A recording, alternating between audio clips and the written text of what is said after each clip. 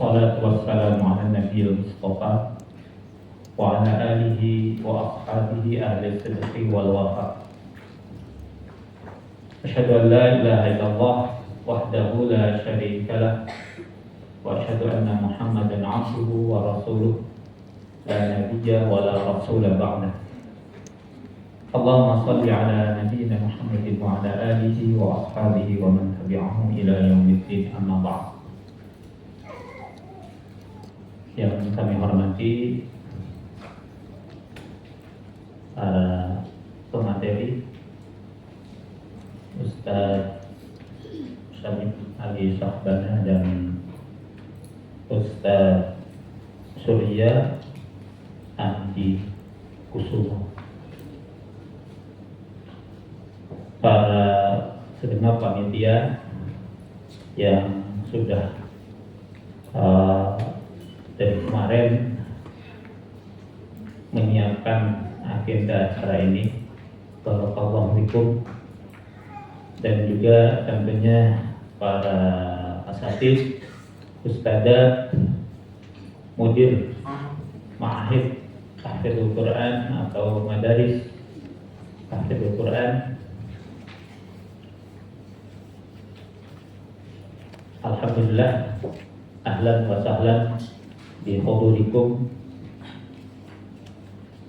Kita bersama Formatin, Forum Ma'ahid dan Madaris Al-Quran Indonesia, bersama di sini untuk sama-sama menambah ilmu, tafaqquh fiddin, untuk menguatkan dan memaksimalkan tugas-tugas kita sebagai para murabbi, sebagai para muallim. Mudah-mudahan Allah selalu menguatkan kita semuanya dalam mengemban tugas yang mulia ini, sehingga menghantarkan kita semuanya kepada sebaik-baik umat. Khairukum man ta'allamal Qur'an wa 'allamahu. Tentunya ini adalah sebuah amanah yang berat, ya, yang harus kita emban bersama. Untuk itu, mengemban sesuatu yang berat itu dibutuhkan, yang pertama adalah kekuatan. Kita harus kuat supaya mampu membawa sesuatu yang berat. Kemudian yang kedua, harus tahu bagaimana cara menjaga atau membawa sesuatu yang berat, yang berharga, dengan aman membawanya, sehingga kita bisa menghantarkan amanah ini kepada yang berhak dengan aman, dengan selamat. Oleh karena itu kita berada di sini dalam rangka itu, dan insya Allah bersama para pemateri, para asatidz yang beliau sudah pengalaman memahami tentang bagaimana dunia Al-Quran, dunia taklim, dunia tarbiyah, sehingga kita bisa menimba ilmu, berbagi pengalaman dengan beliau-beliau. Saya di sini sebagai yang mengantarkan di sesi pertama ini, Al-Fakir Abu Syarifuddin. Di Formatin saya sebagai wakil, kemudian juga di luar Formatin saya juga sama seperti para asatidz sekalian, punya pesantren, punya ma'had. Adapun pemateri di samping saya ini, beliau Ustaz Syamil Ali Syahbana. Untuk kurikulum PT-nya nanti langsung tanya beliau aja lebih rincinya. karena beliau terkasihkan sama saya. Begitu juga Ustaz Surya. Yang jelas sekarang ini beliau di Salman Al Farisi dengan program-program yang luar biasa. Tentunya juga ini perlu kita menimba banyak ilmu dari beliau. Insya Allah beliau akan menyampaikan materi seputar tazkiyatun nufus yang dikaitkan tentunya dengan Al-Quran, pembelajaran Al-Quran. Kemudian berikutnya adalah Ustadz Surya Andi Kusumo. Ini kayaknya berdarah biru, makanya mahatnya Al-Biru. Jadi beliau karena berdarah biru, lihat dari namanya. Akhirnya mahatnya juga pondoknya Al-Biru. Beliau ya tadi sudah disebutkan untuk di mana beliau di hormatin Ustaz Sani dan Ustaz Surya pendidikan. Kemudian Ustaz Surya di sekretaris, ya di sekretaris. Beliau nanti akan menyampaikan Ustaz Surya kaitan dengan tahsin dan tilawah. Tentunya dua hal ini sesuatu yang urgen sekali dalam pembelajaran Al-Quran, karena ini menjadi fondasi yang perlu diperhatikan, baik itu kaitan dengan tahsin dan tilawah untuk membangun fondasi bacaannya yang sifatnya lahir. Kalau tazkiyah ini fondasi yang sifatnya batin, maka di dalam Al-Quran itu urutannya tilawah, tazkiyah, kemudian taklim, ya. Itu banyak sekali di Al-Quran tentang kaitan dengan diutusnya Rasulullah SAW. Laqad manallahu 'alal mu'minina idz ba'atsa fihim rasulan min anfusihim yatlu 'alaihim ayatihi wa yuzakkihim wa yu'allimuhumul kitab wal hikmah. Itu urutannya tilawah. Nah, nanti kaitan dengan bagaimana tilawah ini, tahsinnya. Kemudian tazkiyah. Ya. Maka insya Allah oleh beliau berdua akan dikupas dan nanti kita akan berdiskusi memaksimalkan waktu yang ada. Insya Allah kita sampai jam setengah 11. Ini waktu yang tentunya terlalu sempit untuk kita mengupas dua tema ini yang sangat penting. Namun mudah-mudahan kita coba untuk kita maksimalkan. Nanti dari masing-masing menyampaikan dulu materi, kemudian setelah itu kita akan berdiskusi, ya. Mungkin maksimal setengah jam ya, atau sekitar itu. Demikian para asatid dan ustadzat sekalian yang dimuliakan Allah Subhanahu wa taala. Untuk menyingkat waktu, maka kita langsung kepada pemateri pertama, yaitu beliau Ustadz Ali Syahbana, Ustadz Syamil Ali Syahbana, yang akan menyampaikan kaitan dengan tema tazkiyatun nufus. Waktu dan tempat kami haturkan kepada beliau.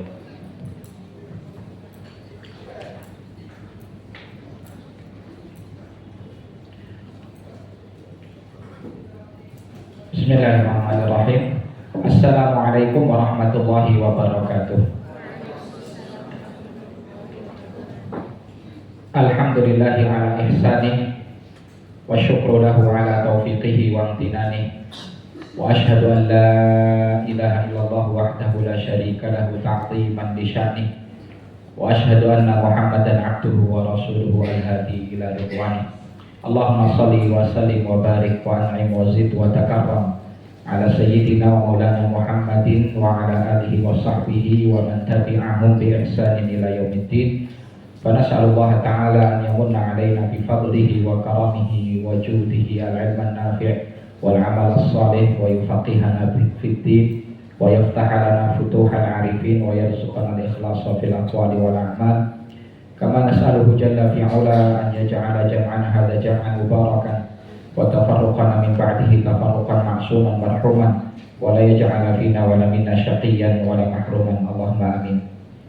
Yang kami hormati pengurus Formakin, wabil khusus Ketua Al-Ustadz Dr. Umarul Faruq Abu Bakar yang sampai saat ini mungkin belum hadir, kemudian Ustadz Agus Syarifuddin juga bertugas sekaligus memoderatori saat ini.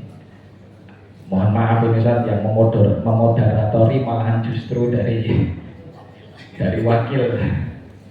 Kami merasa sungkan sebetulnya. Ala kulli hal. Kemudian juga para asatidzah dan ustadzah, para mudara, pimpinan pesantren atau yang mewakili para murabbi-murabbiat yang hadir di kesempatan kali ini, jazakumullahu khairan katsiran karena telah bersedia untuk hadir di tempat ini atas undangan dari Formakin. Semoga kehadiran kita ini mendatangkan keberkahan bagi kita, menambah insya Allah kebaikan bagi kita dan pesantren kita, dan semoga semakin memudahkan kita menjalankan tugas-tugas dan tanggung jawab kita sebagai pendidik.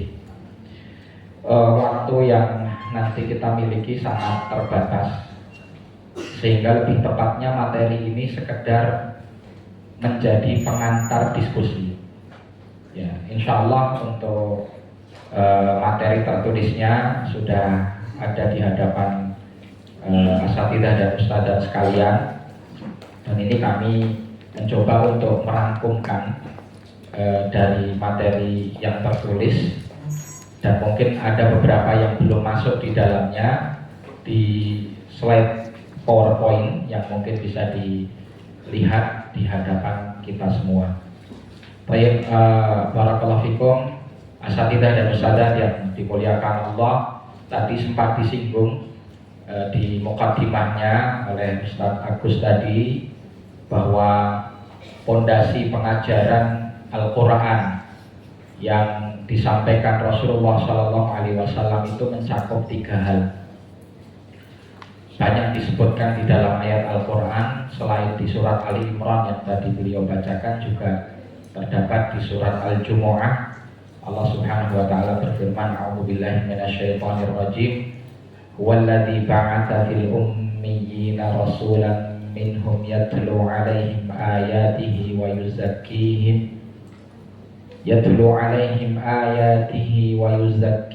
wa yu'allimuhumul kitaba wal hikmah wa in kanu min qablu lafi dhalalin mubin.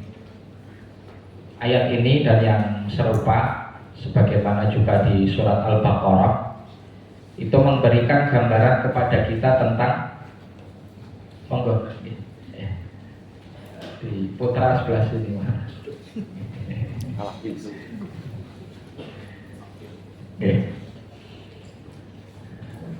Ayat tadi dan juga ayat-ayat yang serupa memberikan gambaran kepada kita tentang bagaimana dulu Rasulullah SAW mengajarkan Al-Quran kepada para sahabat, yang mencakup 3 pondasi utama ini. Yang pertama tilawatul Quran, kemudian yang kedua adalah tazkiyatun nufus, dan yang terakhir adalah ta'lim.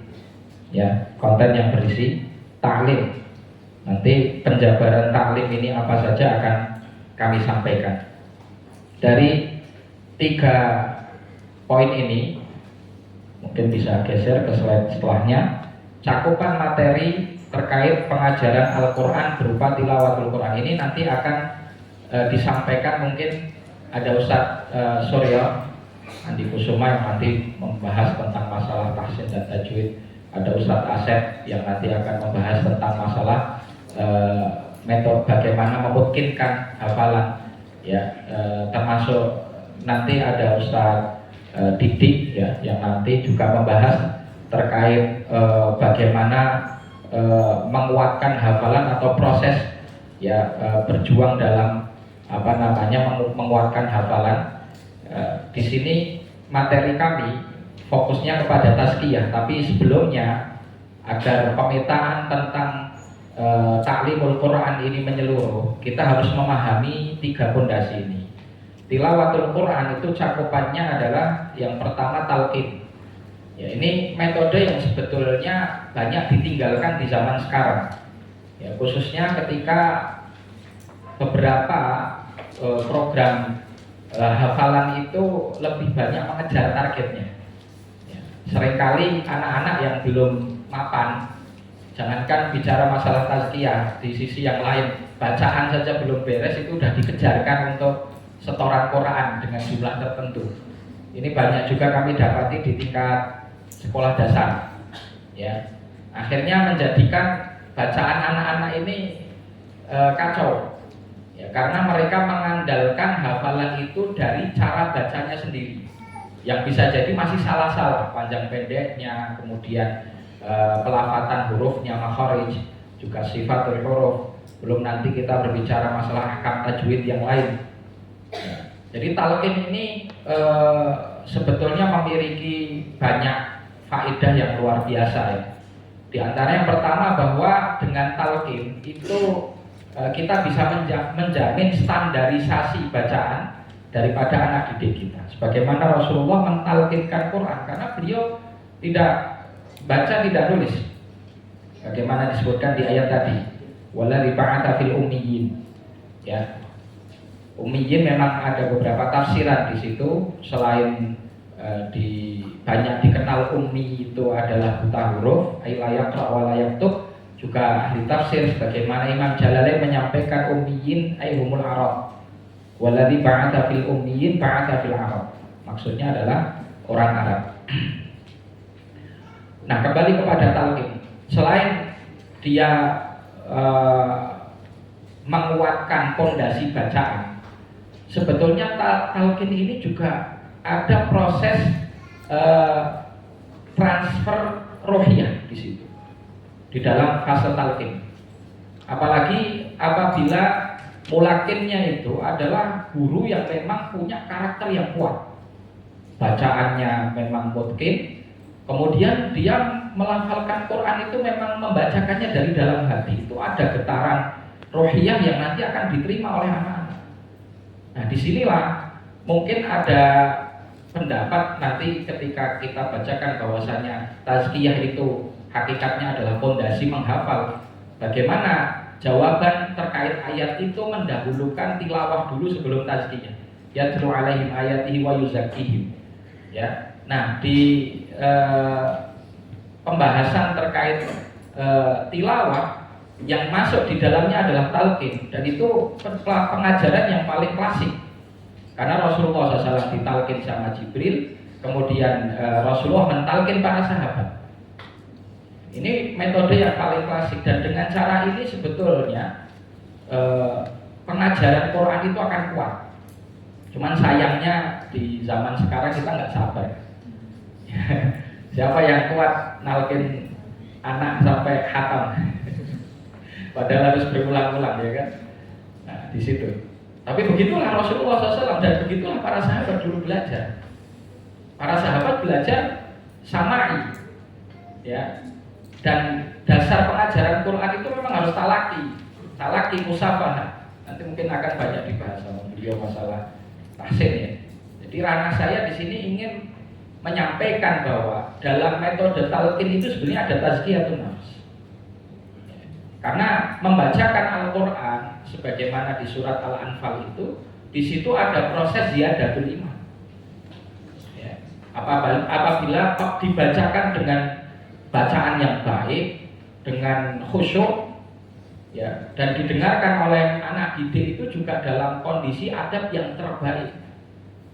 Maka disebutkan Syekh Muhammad Hasan Waladadu itu menyampaikan adna maratib tadabburil Quran istisyar azamatul Quran.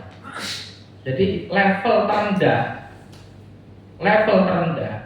dalam seseorang mengaplikasikan tadabbur Quran itu adalah ketika bisa merasakan keagungan Quran.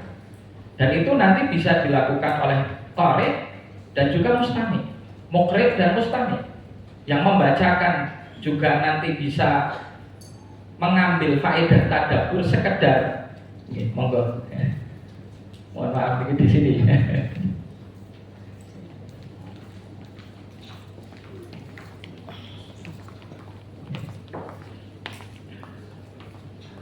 Jadi untuk muqri ya, meskipun dia itu tidak paham makna Quran, tidak paham ini artinya apa, berbicara tentang apa, tadabbur itu bisa dia dapatkan karena makna dari tadabbur itu adalah diambil dari dubur ya, dabarok kemudian tadabbarok ya, tadabbaru tadabburan, yang artinya setelah proses membaca atau mendengar itu ada sesuatu positif yang didapat.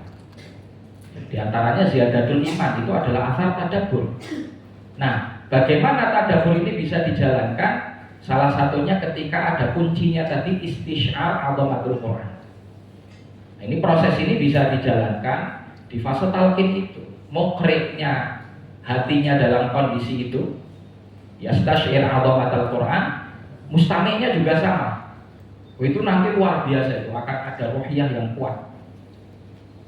Di sini kenapa kemudian tilawatul Quran itu diajukan sebelum tazkiyah? Ya, karena di dalam tilawah itu sendiri sebetulnya ada tazkiyah. Di dalam tilawah itu sendiri sebetulnya ada tazkiyah, yaitu di dalam proses tadabbur Al-Quran. Kemudian selanjutnya cakupan materi pengajaran Al-Quran yang berupa tilawah itu ada qiraah. Qiraah di sini maksudnya adalah qiraah abjadiyah, membaca abjadiyatul Quran ya, alif, ba, ta dan seterusnya itu. Maka kita nanti kalau membahas bab itu saja metodologinya kan sekarang banyak sekali ya. Metodologi cepat baca Quran, cepat baca Quran. Dulu kita kenalnya Iqra, kemudian ada turutan ya zaman dulu. Sekarang udah banyak sekali metode-metode yang diwujudkan di dalam proses yang bisa mempercepat ya, untuk anak bisa membaca Al-Quran dengan baik dan benar. Kemudian selanjutnya tahfidz. Nah, jadi tahfidz ini kalau kita lihat secara garis besar kan melalui dua metode, sama'i dan nadhari. Sama'i ini tadi kita bicara talqin. Maka orang buta pun sebetulnya bisa menghafal Quran dari thariqah sama'iyah. Dan itu yang tadi saya katakan pengajarannya basic, justru kadang malah lebih kuat. Ya, justru lebih kuat. Karena nanti di dalam faedah banyak ayat di dalam Al-Quran sama itu menggunakan sighah mufrad, sedangkan basar menggunakan sighah jamak. Wa ja'ala lakumus sam'a wal absara wal afidah contohnya. Seperti di surat Tabarok nanti juga didapati demikian. Faedahnya kenapa sama mufrad kemudian basar itu menggunakan jamak? Ya. Di antara ulama tafsir menyampaikan faedahnya karena sama itu aqwa, lebih kuat. Sama itu lebih kuat daripada basar, daripada mungkin audio ya, kita bahasnya audio itu lebih kuat daripada visual. Ya, ini asalnya. Maka kemudian dia datang sendiri. Cukup sama satu tapi absar dengan jamak. Nah, itu faedahnya, sebagaimana kami juga pernah mendapatkan faedah ini dari guru kami Syekh Muhammad Abdul Aziz menyampaikan hal tersebut.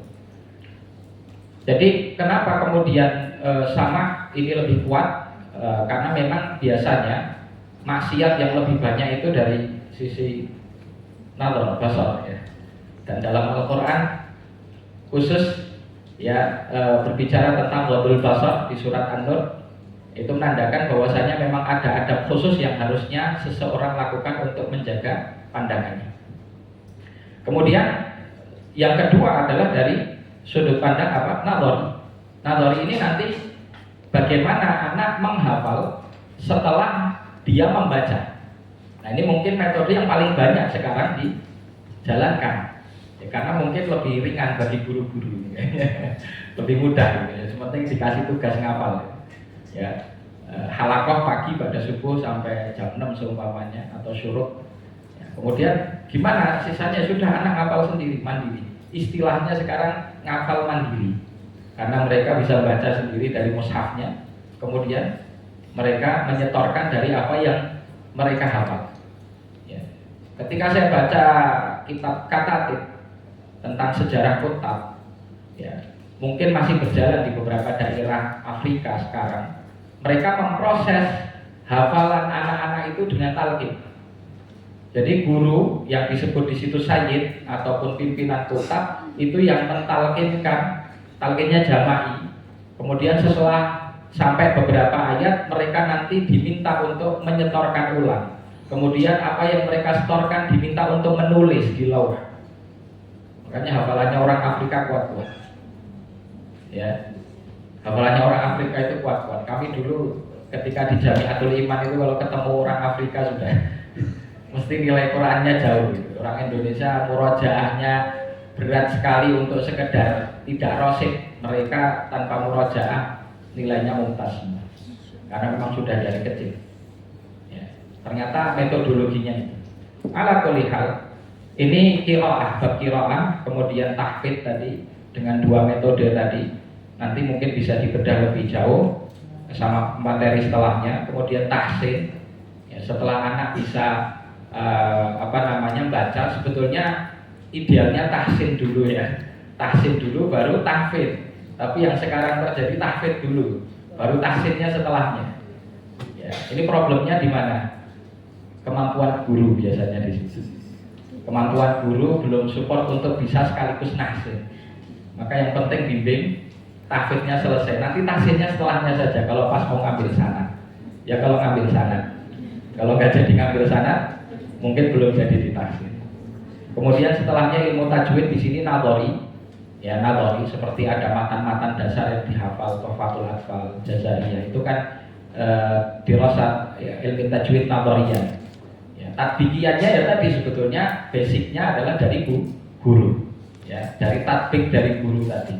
Dia meskipun nadharinya bagus, kalau tatbik dari gurunya itu lemah, dia nggak bakal memahami. Tidak bakal memahami cara adanya.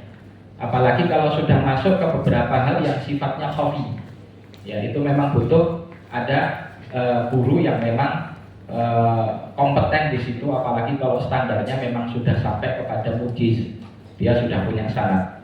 Kemudian selanjutnya ilmu qiraah, ini lebih kepada pengembangan setelah anak punya dasar satu qiraah yang masyhur, ya, riwayat Hafiz an Asim.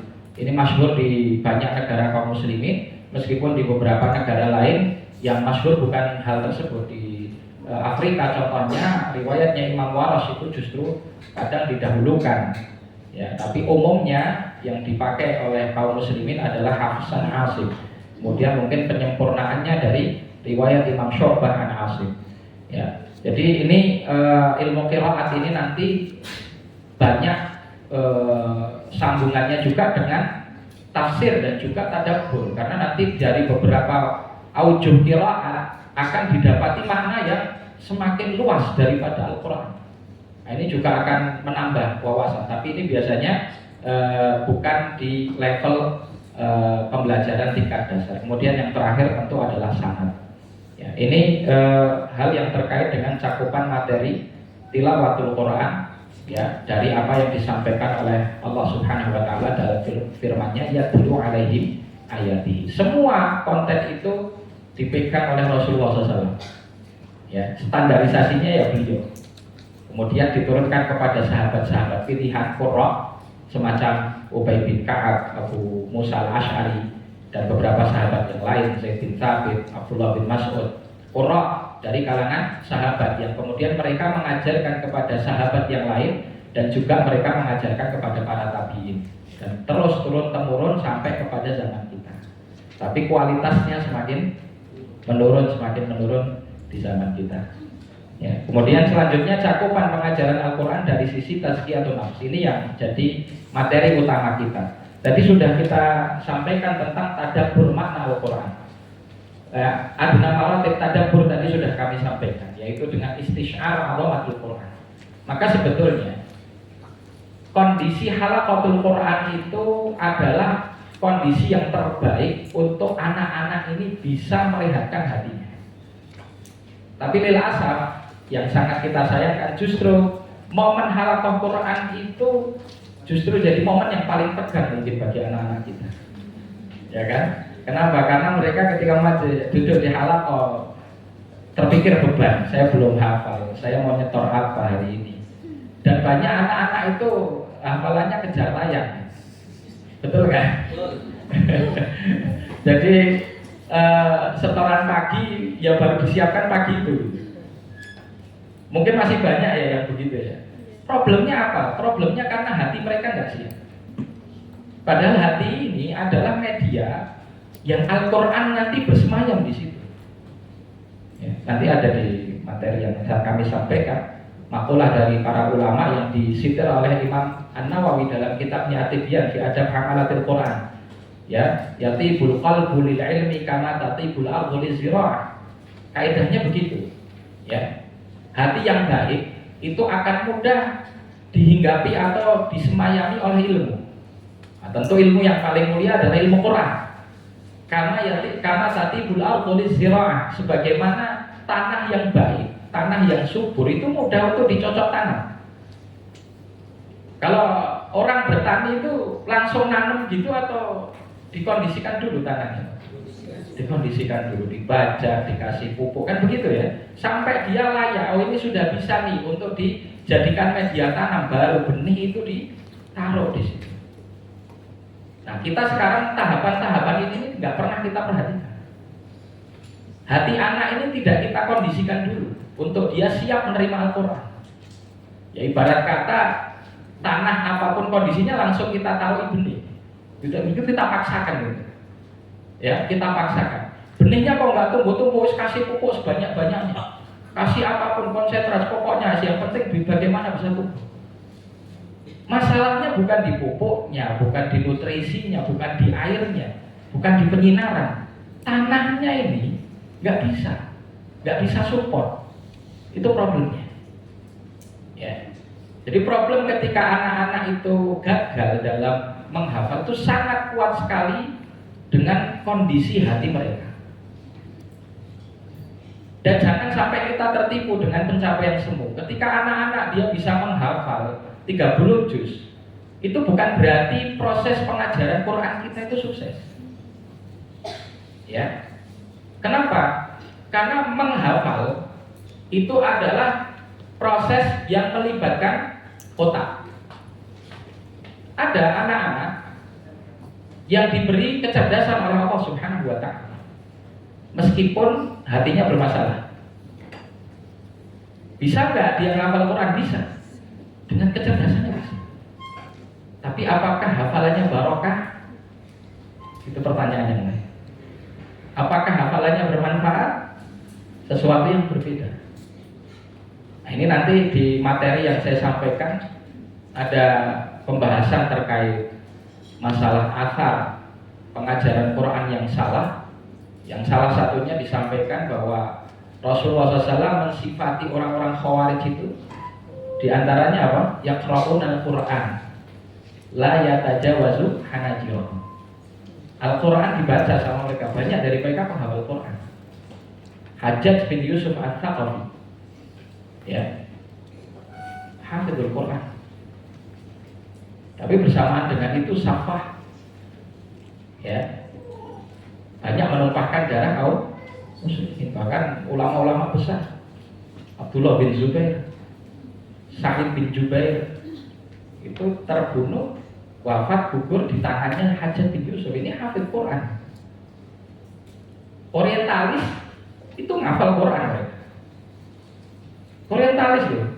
Orientalis itu bukan muslim, bener kan? Mereka mustasyrikin. Siapa namanya yang dulu masuk ke Indonesia, Senok Hordun. Itu hafid Quran. Dulu datang ke Aceh, dijuluki, dilakabi Syekhul Islamnya tanah Jawa. Tapi merusak. Maka jangan sampai kita jadikan patokan pencapaian pendidikan Quran ini hanya dari target hafalan. Kalau mindset guru-guru Quran kita seperti ini, wallahi ini musibah. Ya, bagi kami ini musibah. Karena menghafal itu hanya bagian kecil daripada ta'limul Quran. Cakupannya nanti masih banyak. Nah, kembali kepada materi, tazkiyatun nufus itu harusnya menjadikan anak berinteraksi dengan Al-Quran itu nyaman. Ya, kalau kita dapati anak itu nyaman di halaqatul Quran, berarti kita sukses mengkondisikan hati mereka. Indikatornya itu. Tapi kalau mereka tidak nyaman, mereka bercengkrama dengan Quran, dekat dengan Quran kok nggak nyaman, itu ada masalah berarti. Dan masalahnya ada di hati. Nah, disinilah maka kita bahas bagaimana agar hati ini yang menjadi media itu baik. Ya, perbaikan hati itulah yang disebut sebagai tazkiyatun nufus. Maka di dalam ayat disebutkan wa yuzakkihim. Wa yuzakkihim. Ya, kemudian nanti di akhir wa in kanu min qablu lafi dhalalin mubin. Asar daripada taklim Quran yang baik. Ketika tiga pondasi ini semuanya diterapkan dengan seimbang, akan mendatangkan hidayah. Al-Quran disifati di awal surat Al-Baqarah hudan lil muttaqin. Ya, kemudian di situ disifati wa in kanu min qablu lafi dhalalin mubin. Artinya kalau Al-Quran diajarkan benar, dia akan mendatangkan petunjuk dan akan merubah karakter, akan merubah peradaban, akan merubah masyarakat kita. Kalau Qurannya diajarkan dengan benar. Ya. Ada satu asar yang di sini memang secara lafaz dikritik oleh ulama tidak sahih. Tetapi secara makna dibenarkan. Rubba min hamilil Quran atau min qari'il Quran wal Quran yal'an. Betapa banyak orang yang membawa Al-Quran atau membaca Quran tapi Al-Quran melaknatnya. Kemudian dalam riwayat yang lain, aktsaru munafiqi ummati qurra'uhum. Ini lebih ngeri lagi. Aktsaru munafiqi ummati qurra'uhum. Itu ngeri lagi itu. Ketika kita membahas masalah itu. Qurra yang seperti apa? Tentu bukan qurra yang dulu adalah para sahabat yang dekat dengan Rasulullah SAW. Tapi qurra di sini adalah orang yang hanya mengambil Quran dari sisi bacaannya saja, tidak sampai kepada hatinya. Ya, ini intisari dari kenapa kita penting membahas tazkiyatun nafs. Baik, waktu kita sangat terbatas. Kemudian tadabbur makna Al-Quran ini tadi bisa dilakukan, dimasukkan program ini di dalam halaqah kita. Ya, jangan sampai halaqah kita itu isinya cuma anak nyetor hafalan.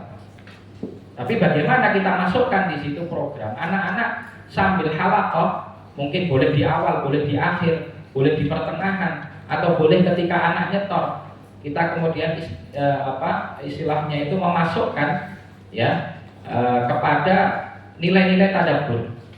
Ya, kita masukkan nilai-nilai tadabbur kepada anak-anak kita agar mereka bisa menjiwai apa yang mereka hafal. Kemudian pembelajaran adab. Nah, ini di makalah saya sampaikan, kalau pengen tahu tentang pembelajaran adab, maka kitab At-Tibyan fi Adab Hamalatul Quran itu kuncinya. Itu kitab yang tidak boleh para pembelajar Quran, apalagi pengajarnya, yastaghni anhu, merasa tidak butuh dan tidak memiliki kapasitas kepada kitab itu. Kitab ini luar biasa, barokahnya besar. Penulisnya ma'ruf, Abu Zakaria Yahya bin Syaraf An-Nawawi rahimahullahu ta'ala. Nanti terkait pembelajaran adab ini nanti khusus pembedahan khusus ya. Itu nanti akan kita mungkin suatu saat kita bedah kitab At-Tibyan itu nanti banyak. Satu hal menarik yang mungkin ini juga para asatidzah dan ustadzah menghadapi di proses taklim. Masalah anak yang salah niat ketika menghafal itu sudah jadi PR yang cukup besar bagi kita. Ya. Dan memang kaitannya sangat erat sekali masalah niat ini kepada proses menghafal. Sahabat Abdullah bin Abbas radhiyallahu taala anhu menyampaikan, "Innama yahfadhur rajulu ala qadri niyatihi." Sesungguhnya seseorang itu hafal tergantung kadar niatnya. Kalau anak-anak kita meniatkan dalam menghafal Quran itu hanya untuk disebut hafid, maka sungguh lebih baik baginya ikut program hafalan-hafalan cepat. 2 bulan diwisuda. Ya. program hafalan cepat, 2 bulan di wisuda, kemudian dengan di wisuda itu kan dia sudah dapat gelar al-hafidh, sudah cukup baginya. Dan ketika itu juga hafalannya hilang semua. Ketika itu juga hafalannya hilang semua. Kalau nggak percaya tanya saja itu yang ikut program-program cepat itu. Karena tadi inna yahfadzur rajulu ana qadri niyyati. Tujuan dari kita menghafal Quran, maka saya tidak begitu istilahnya kurang serak gitu dalam hati untuk menyebut penghafal Quran. Saya lebih senang dengan istilah salaf dulu, menyebut mereka hamilul Quran atau hamalatul Quran atau ahlul Quran, itu lebih, karena ini menggambarkan tentang satu tugas berat gitu. Hamilul Quran itu kan nyunggi, bawa, mikul Quran itu seakan-akan berada di bebannya gitu. Itu lebih, maknanya lebih dalam daripada penghafal. Kalau penghafal kan cuma saya menghafal itu, ya kan? Yang penting dia bisa memorize, dia bisa baca bagus, bisa ngimami sholat, selesai. Seakan-akan nggak ada tanggung jawab. Hamilul Quran itu maknanya lebih dalam. Ahlul Quran juga lebih dalam. Maka dalam hadis kan disebutkan ahlul Quran ahlullahi wa khassuh. Jadi mustolah-mustolah ini saya pikir harus kita kembalikan kepada anak-anak kita, biar mereka ngerti tugas ngafal Quran atau belajar Quran itu sedalam apa. Ya, di makalah insya Allah saya sampaikan di situ seputar penguat setelah anak khatam pun juga sebetulnya ada tazkiyahnya, ada program-program tazkiyahnya untuk dia bisa komitmen terus menjadi hamilul Quran. Kemudian pengamalan ibadah, nah ini harus seimbang ya antara halaqah Quran dengan program. Ya. Kalau di sini ada asatidzah dan ustadzah mengajarkan santriwan-santriwati atau murid-murid yang tidak mukim, itu berarti tugasnya lebih berat lagi. Karena kontrol ini nanti dipasrahkan kepada lingkungan di luar sekolahnya. Kalau dia pulang berarti di rumahnya orang tuanya, bapaknya, ibunya. Ya. Kalau anak-anak belajar sama kita ngapal Quran tapi di rumah ibadahnya tidak dikontrol, tidak dibersamai oleh orang tuanya, ini akan jadi masalah. Ya, karena ini ridha, ya, ibadah itu asupan bagi hati mereka. Sama kayak tanah tadi, tanah itu biar subur kan butuh dikasih asupan, butuh dikasih pupuk, dikasih vitamin, dikasih macam-macam. Hati kita itu juga butuh itu. Hati anak-anak kita juga butuh itu. Kalau beban mereka itu memikul tanggung jawab Al-Quran berat, berarti asupannya harus lebih besar, ibadahnya harus lebih kuat. Nah ini pembiasaan ini yang jadi tanggung jawab kita. Kemudian bimbingan dan konseling. Ya, kenapa? Karena problem masalah akhlak suluk itu bisa menghalangi hafalan mereka. Sisa berapa nih? 10 menit. Problem masalah suluk bisa menghalangi hafalan mereka. Ya, ketika anak bermaksiat saja, efek dari atar dari maksiat ini kepada hafalan itu sangat besar, kepada hati. Saya nggak berbicara hafalan sebetulnya. Yang diserang pertama kali oleh atar maksiat itu adalah hati dulu. Ya, maka disebutkan fa'ayu qalbin asrafaha nukitat nuktatan sauda, kan begitu. Mana-mana dari hati ini merespon fitnah maksiat itu maka akan tertitik di hati tersebut titik nukta hitam. Itu yang jadi masalah sebetulnya. Hafalan itu jadi melemah karena apa? Medianya melemah. Karena medianya sakit sehingga hafalannya jadi melemah. Maka konseling ini penting. Dan makna tarbiyah, ya, dan itu turunan dari tazkiyatun nafs adalah takwimul i'wijaj, meluruskan sesuatu yang bengkok. Ketika ada yang bengkok dari anak-anak kita, harus diluruskan dulu. Saya pernah punya santri yang dia ngambekan ya. Problem ngambekan ini kalau nggak diberesin ya dia nggak sukses belajar Quran. Ya. Saking ngambekannya itu ketika dia setoran Quran, kemudian setorannya ditolak sama musyrifnya karena belum standar, dia bisa ngambek tidak setoran sampai 3 pekan. Iya, Itu untuk memperbaikinya tuh lama loh. Terus kemudian ngambeknya lagi macam-macam sebab ngambeknya ini. Pernah ngambek gara-gara disalib sama temennya, hafalan temennya lebih tinggi dari dia. Ngambek lama. Ada beberapa musyrik dari ma'had kami yang saya ajak di sini mungkin masih ingat orangnya gitu. Ya, tapi masya Allah, alhamdulillah beliau sekarang masya Allah. Tapi prosesnya luar biasa. Gitu. Masalah kiber itu, masalah kesombongan dalam hati. Ya, kaidahnya kan disampaikan Imam Nawawi juga menyebut di kitab At-Tibyan itu al-ilmu harbun lil fata al-muta'ali kasaydi harbun lil makanil ali. Ilmu itu akan menjauh dari tempat yang tinggi, akan menjauh dari anak yang sombong, sebagaimana aliran air menjauh dari tempat yang tinggi. Betapa banyak anak-anak menghafal Quran merasa lebih tinggi dari musyrik. Atau dia kibernya begini, gampang hafal Quran, saya besok baru ngafal juga bisa setoran. Itu yang saya katakan tadi, fenomena anak kenapa kemudian kejar tayang. Dari mereka pasti ada anak-anak sombong itu. Itu kalau nggak kita perbaiki, nggak baik hafalannya. Kalaupun dia nanti lulus dengan standarisasi kita, tapi Al-Qur'annya tidak merubah karakternya.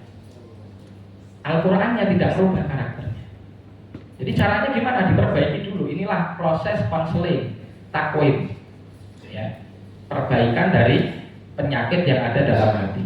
Kemudian yang terakhir wirdul Quran. Nah, wirdul Quran ini penting sekali. Bagaimana anak-anak selalu terikat dengan wirid. Bisa di masa tahajudnya, bisa dengan pagi petang. Ketika dia sudah terikat dengan wirdul Quran, ini akan jadi wasilah tazkiyah yang paling kuat. Karena wa idza tuliyat 'alaihim ayatuhu zadatuhum iman. Ya, tilawatul Quran sendiri itu kan muta'abbad bi tilawatihi. Ada pahala dari tilawah itu secara zatnya, kemudian efeknya adalah menambah keimanan. Tapi syaratnya tadi, wirdul Quran ini memang sudah betul-betul dari hatinya. Kalau masih bentuk ijbar, paksaan, itu juga belum bisa menjadi satu wasilah tazkiyah yang baik. Ya, karena anak membacanya pun juga terpaksa. Ya, insya Allah nanti kita bahas. Kemudian cakupan pengajaran ilmu Al-Quran, ini saya baca singkat. Ada ilmu nahwu, ilmu sorof, ilmu balaghah. Ini alat untuk memahami Al-Quran. Ya, jadi anak kalau pengen paham ma'ani Quran ya harus kuat di 3 ilmu tadi. Kemudian usul tafsir, kemudian usul fikih, ilmu hadis, karena nanti sangat erat sekali dengan riwayat. Ya, ketika berbicara asbabun nuzul, ketika berbicara tafsir bil maktur, nanti kan akan ada tafsir ayat bil hadis atau tafsirul Quran bis sunnah. Nah, berarti anak nanti harus paham tentang masalah ilmu hadis, kedudukan hadis seperti apa dan yang lain sebagainya. Kemudian tafsir itu sendiri, tafsir secara umum, nanti bagaimana pemetaan tafsir itu, ada bil maqul, bil maktur, ya, kemudian juga ada jamak bainal fannain sebagaimana yang disampaikan Imam Syaukani dalam Fathul Qadir, itu menggabungkan 2 metode tafsir bil ra'yi dan bil maktur ataupun dengan riwayat. Kemudian ada ayatul ahkam, ini lebih khusus kepada kebutuhan kita kepada ayat-ayat yang berbicara tentang hukum fikih. Itu tafsir ayatul ahkam ini nanti babnya khusus. Jadi ma yustafadu min ayatil ahkam, nanti istifadah dari ayat tentang di Al-Baqarah itu kan tentang tolak, tentang masalah rujuk, tentang masalah mut'ah bukan mut'ah nikah, tetapi mut'ah dalam famatti'uhunna 'alal musiri qadaruhu 'alal musiri qadaruhu mata'an bil ma'ruf. Nanti tentang ayat zihar, bab adab yang nanti banyak, hudud yang banyak juga kita dapati, nanti tentang haddus sariqah, haddus zina dan yang lain, itu semua pembahasan ayatul ahkam yang harus anak-anak ketahui agar ketika dia memahami nanti ketika belajar ilmu fikih itu juga mudah untuk mendudukkan dasar dalilnya. Karena ilmu fikih itu kan mustafad minal Quran wal hadis, sesuatu yang diambil daripada Al-Quran dan hadis. Ya. Kemudian selanjutnya tarikh dan sirah. Ya, karena Quran itu banyak berbicara tentang tarikh. sejarah penciptaan manusia, bagaimana qasasul anbiya, ya, kemudian sirah Nabi sendiri juga banyak disinggung di dalam Al-Qur'an, ya, tentang beberapa peperangan maghazinya Nabi. Al-Ahzab bahkan disebutkan sebagai satu nama surat. Itu sangat terikat dengan masalah sirah. Jadi pembelajaran ini akan menguatkan istifadah anak di dalam proses mereka belajar Al-Quran. Fase penerapan tazkiyatun nafas sebelum menghafal, nanti di makalah sudah saya jelaskan. Ada ketika menghafal, ya, juga setelah khatam itu juga harus terus ada proses fase tazkiyatun nafas masuk di ketiga fase tersebut. Terus yang terakhir, faktor kesuksesan program tazkiyatun nafas dalam pengajaran Al-Quran. Nah, ketika kita mengelola satu lembaga yang di situ menyelenggarakan program pengajaran Al-Quran, ya, tazkiyatun nafas ini akan bisa diterapkan dan berjalan sukses ketika didukung oleh komponen-komponen sebagai berikut. Di antaranya guru yang berkompeten, ya, karena faqidu syai' la yu'ti. Kaidahnya begitu. Kemudian yang kedua, lingkungan yang kondusif. Kita mau mentazkiyah, ya, pesantren kita dikepung game online, dikepung PlayStation, dikepung sekitarnya itu banyak sekali tempat-tempat yang menggiurkan bagi anak-anak kita. Ya itu susah, berat mungkin gurunya itu mau mentazkiyah dalam kondisi seperti itu. Ya, pesantren yang berada di desa, mepet sawah, jauh dari keramaian akan lebih mudah, ya, dibanding yang berada di tengah kota. Itu masalah lingkungan. Kemudian sinergi jadwal dan pengaturan. Nah ini juga penting karena kadang waktu halaqah Quran itu terlalu sempit, sehingga guru kadang susah untuk memanage bagaimana memasukkan nilai-nilai tazkiyah ini di dalam halaqah. Ya, belum lagi ketika dikejar target tadi, anak-anak harus khatam sekian tahun, target 1 tahun harus sekian juz. Kalau kualitas waktu halaqah kita itu mepet sekali, susah itu. Kadang nyimak setoran semua santri dengan perbandingan musyrik halaqah dan muridnya yang kurang ideal gitu ya. Mungkin 1:15 umpamanya, udah keteteran musyriknya. Bagaimana memasukkan nilai-nilai tazkiyah? Maka penting ada sinergi jadwal dan juga peraturan. Ya, kita pengen mentazkiyah tapi anak-anak bebas boleh bawa HP umpamanya. Kan susah gitu. Ya kan? Paginya setoran Quran, malamnya main game online. Kan berat itu ya. Tazkiyahnya berat. Terus yang terakhir, dukungan dari semua pihak. Jadi untuk hal ini memang penting, terutama di lembaga kita, dari atas sampai bawah memang harus menyadari urgensi tazkiyatun nafas masuk di dalam apa? Halaqatul Quran atau ta'limul Quran. Termasuk orang tua wali. Kadang yang ngejar-ngejar target orang tuanya. Anak saya kok masih segini, Ustaz, anak saya kok masih segini. Padahal ustadznya itu setengah mati memperbaiki tadi itu. Yang motongan, yang lihatnya masih susah, yang walinya yang nggak paham gitu. Nah ini semoga jadi pengantar untuk diskusi nanti. Kurang lebihnya mohon maaf. Wassalamualaikum warahmatullahi wabarakatuh. Baik, jazakumullah khairan katsiran kepada Ustaz yang tadi sudah memanfaatkan materi walaupun sikap ya. Nanti mudah-mudahan di diskusi kita akan lebih banyak mengungkap kaitan dengan tazkiyatun nafas ini, bagaimana nanti implementasinya di lembaga-lembaga pendidikan kita. Nah, itu yang penting. Kita langsung selanjutnya kepada Ustaz Surya dengan materi kaitan dengan tilawah dan tahsin. Waktu dan tempat kami aturkan kepada beliau. Bismillahirrahmanirrahim. Assalamualaikum warahmatullahi wabarakatuh.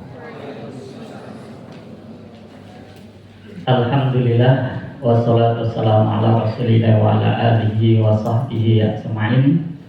Amma ba'd, rabbi israh li sadri wa yassir li amri wahlul 'uqdatam min lisani yafqahu qawli. Rabbi zidna ilman warzuqna fahman. Allahumma la ilma lana illa ma 'allamtana innaka antal alimul hakim. Allahumma nas'aluka ilman nafi'an wa rizqan thayyiban wa amalan mutaqabbalan. Amma ba'd. Asatidah semuanya yang dimuliakan Allah Subhanahu wa taala, alhamdulillah pada kesempatan pagi hari ini menjelang siang insyaallah diamanai untuk berkaitan dengan tahsin dan tilawah sebagai persiapan hafalan. Tentunya ini adalah bagian sebagai awal dasar yang nanti insya Allah kita sampaikan apa yang sudah kita sampaikan di pondok kami, yaitu di Al-Biru ya, dan namanya Al-Biru dulu sebenarnya kita ambil dari hadis Al-Biru Husnul Khuluq ya, yaitu kebaikan adalah akhlak yang mulia, dan pondok kita saya cat hijau gitu. Ketika saya upload ditanya, saat itu Al-Hijau bukan Al-Biru gitu ya. Terus akhirnya kita cat semuanya biru yang sekalian untuk nge-frame gitu ya. Itu. Oke, alhamdulillah ini nanti berkaitan dengan metodologi di dalam tahsin dan bagaimana ketika kita sukses di dalam KPM dasar-dasarnya, dan mungkin supaya tidak sepaneng ada video ini, kalau musiknya diabaikan nanti ya. Bisa masuk tidak lagi?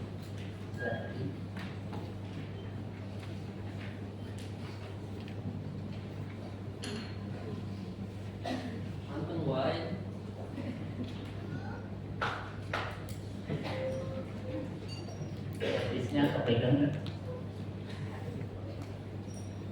Sudah. Nggak pakai audio mas.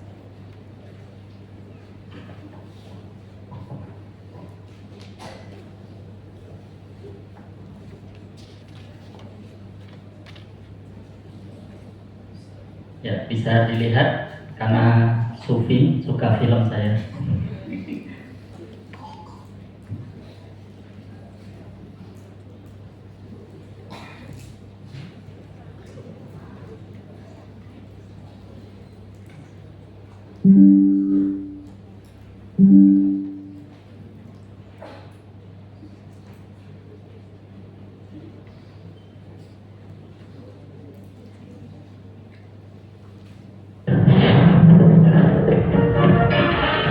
Ada musik juga.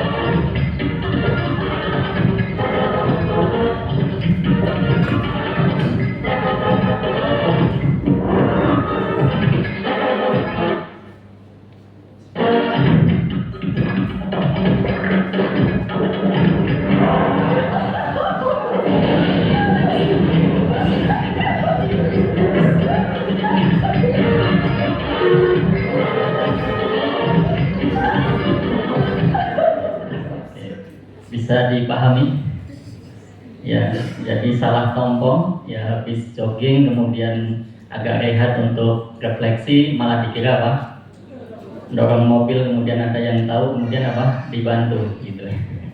Ini kalau salah tompo bahaya ya, ini berkaitan dunia, mobil nyebelum jurang gitu ya. Tapi kalau masalah Quran salah tompo apa, neraka gitu. Ya. Oke, asatidah di dalam surah Al-Qamar ya disebutkan walaqad yassarnal Qur'ana lidzikri fahal min mudzakir, ya bahwasannya Allah Subhanahu wa taala mudahkan ya, Al-Qur'an itu untuk dipelajari, maka yang jadi pertanyaan adalah fahal min mudzakir. Ya ini menunjukkan bahwasannya Quran itu apa? Mudah. Ya, Al-Qur'an itu mudah. Maka belajar Quran ada faktor U atau tidak asatidah semuanya? Ada tidak? Faktor U itu mempengaruhi tidak? Ya. Ya. Kalau faktor U mempengaruhi tidak?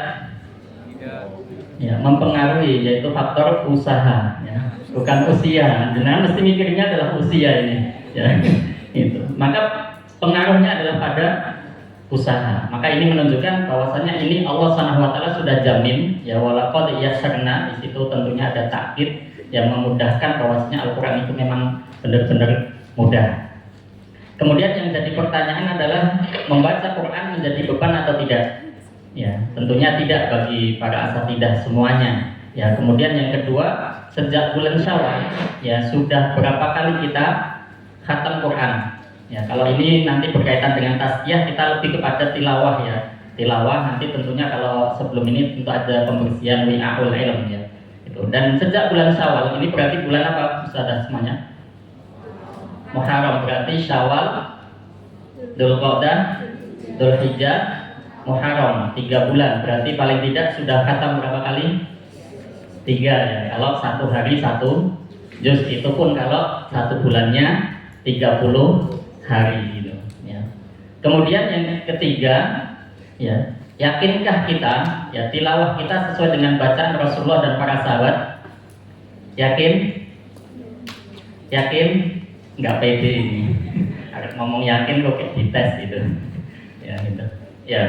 Ya, maka kita berusaha termasuk tadi di sindir apa itu disampaikan berkaitan dengan apa itu prosesi di dalam talaki Quran ya, termasuk nanti ya apa itu berkaitan dengan tingkat tahammul yang paling tinggi di dalam Al-Quran itu ya memang adalah berkaitan dengan talqin ya, tetapi ya itu tadi kembali disampaikan ya banyak yang sudah tidak memakai itu. Kenapa? Guru kalau talqin terus dengan 30 juz tentunya lelah gitu ya, melelahkan. Kita bisa lihat video dari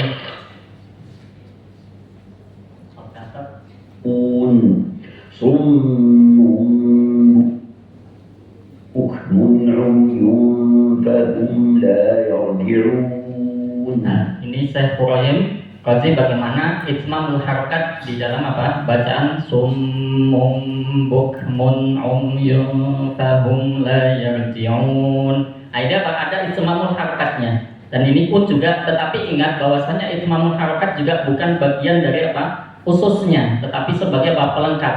Ya, misalkan kita terkadang orang yang baru belajar juga ada masalah takalufnya. Ya, sehingga ketika semuanya dhammah, itu semuanya monyong tarik. Ya, contohnya rusuluhum. Coba ya. Rusuluhum itu apakah kita membacanya dengan rusuluhum ataukah rusuluhum? Yaitu monyong tarik lagi monyong, kemudian ini apakah sekali ya gitu. Tetapi tentunya dalam tahapan belajar di dalam tahsin ya tentunya nanti ada berkaitan dengan tahsin, maka ada piramida ya, piramida Quran itu yang pertama adalah tahsin ya piramida yang pertama adalah tahsin, kemudian yang kedua adalah ada tasih namanya ya, ada tasih. Ini tidak kita sampaikan di slide ya. Yang pertama adalah berkaitan dengan tahsin, itu sebagai fondasi awal piramida Quran itu. Kemudian yang kedua adalah berkaitan dengan tasih. Ya, tasih hampir sama, cuman memang sebelum ke tingkat tahfidz itu memang ada tahsin, kemudian tasih, kemudian tahfidz, baru nanti masuk kepada qiraah salasah, qiraah sab'ah, kemudian sampai kepada asyarah. Ya, maka kalau di kami di dalam proses menghafal itu selain awal sebagai tahsin, maka nanti ada namanya proses tasih. Ya, tasih ini biasanya kami dari santri meminta untuk setor di juz 30 ya, mulai dari Anas sampai An-Naba untuk berkaitan dengan tasihul qiraah. Itu kalau itu piramida Qur'annya. Kemudian landasan ya, slide berikutnya ya, berkaitan dengan landasan pembelajaran Quran ya. Yaitu di dalam surah Al-Baqarah, alladzina atainahumul kitab yatlunahu haqqa tilawati ya, ulaika yu'minuna bih, yaitu orang-orang yang kami beri Alkitab yang mereka adalah yatlunahu haqqa tilawati ya, yaitu membaca Al-Qur'an dengan sebenar-benar tilawah, maka ulaika yu'minuna bih ya, maka mereka adalah orang-orang yang beriman terhadap Alkitab tersebut. Maka ini sebagai bentuk bahwasannya kita beriman kepada kitab Allah, maka hendaknya kita dengan membaca Quran itu dengan haqqa tilawati, yaitu dengan sebaik-baik bacaan ya. Dan juga perintah Allah Subhanahu wa taala warattilil Qur'ana tartila, bacalah Al-Qur'an itu dengan tartil. Apa makna tartil? Yang disebut tartil itu apa?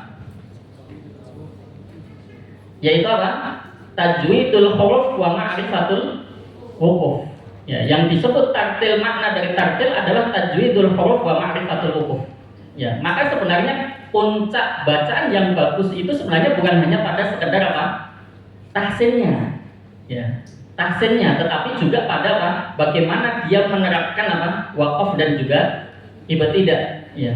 Sebagaimana ketika seseorang wa inni u'iduha bika wa dzurriyyataha ya, kemudian Mereka memulai dengan apa? Wa dzurriyyataha minasyaitonir rajim. Ya kalau kita memulainya dari wa dzurriyyataha minasyaitonir rajim gimana? Ya. Ya bahwasanya anak-anak keturunan kami dari. Nah ini juga ternyata puncak bacaan yang paling bagus itu. Maka kami pernah bertanya berkaitan dengan sebenarnya standar bacaan yang bagus itu seperti apa? Ya ternyata apa? Bukan hanya pada tajwidul huruf saja, tetapi berkaitan dengan apa? Waqaf dan juga apa? Ibtidah itu juga sangat penting. Ya, itu. Ya sehingga apa? Di situ tajwidul huruf wa ma'rifatul wuquf. Ya. Kemudian di dalam ayat yang lain disebutkan fa'idza qara'nahu fattabi' Qur'an. Ya, ketika kami bacakan Al-Qur'an itu maka fattabi' Qur'an. Kemudian ikutilah. Ya. Ya, ini termasuk berkaitan dengan apa? Talqin. Ya. Dan ini tingkat tahammul karena gini, kalau di dalam ahlul qiraah dengan ahlul hadis berbeda ya. Kalau di dalam ahlul qiraah ya tingkat tahammul yang paling tinggi itu memang apa?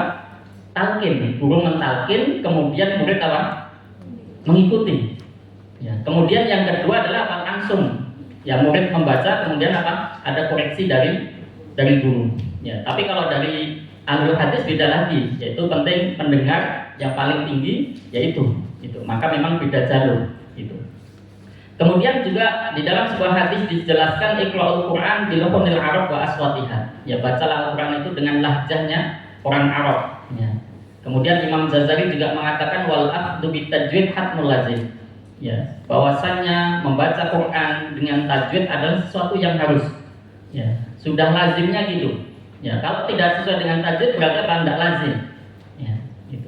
Sehingga apa di sini malam yujawidil Quran asim. Barang siapa yang tidak mentajwidkan Al-Qur'an, ya maka dia apa? Dosa. Ya, maka apa? Dosa. Ya. Kenapa li'annahu bihil al-ilahu anzala? Ya, ini sebagai alasan pokok kenapa kita ya membaca Quran harus dengan sesuai dengan nama kaidah tajwid. Dikarenakan ya dengan tajwid itu Allah Subhanahu wa taala menurunkan Al-Qur'an. Ya, kemudian wa hakada minhu ilaina wasala. Ya, seperti itulah ya darinya sampai kepada kami. Ini apa itu dalil yang harus dihafalkan para pengajar Quran. Ya wa hakada minhu ilaina wasala. Ketika ditanya oleh muridnya nggak paham sudah cukup ya wahab kata minhu ilaina wasala. Ini baca kenapa seperti ini dari sononya gitu ya.